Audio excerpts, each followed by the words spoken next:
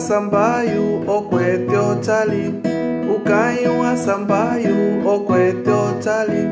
O muno pita vonjilo chisangwa chocho.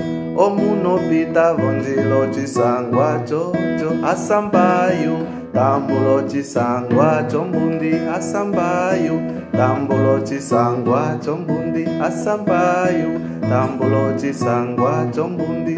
Ukayu a sambaio, o kwetyo chali.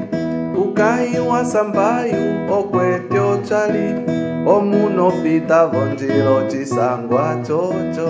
O muno pita vonjilo chisangwa chocho. A sambaio, tambulo chisangwa chombundi. A sambaio, tambulo chisangwa chombundi. Bom, lembrei-me dessa canção, memórias que tenho daquele que poderá ter sido talvez a pessoa mais talentosa de toda a família Patissa, o Henrique Avindo Manuel. Jogava bola, era karateca, tocava viola, das mais variadas modalidades, era muito bom estudante, não sei o que mais, desenhava bem, fazia artes plásticas. Morreu aos 26 anos, muito cedo. Se calhar esse mundo não era para ele, era inteligente demais. Mas a mensagem volta outra vez mais para o tema da quiçangua como símbolo de hospitalidade.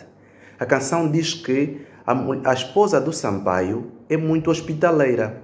Para aquelas pessoas que passam pela sua casa, está sempre a servir quiçangua. Assim sendo, o Sampaio merece a recompensa também da quiçangua. Daí que voltamos a falar da quiçangua. Em Umbundo seria o Chisangua.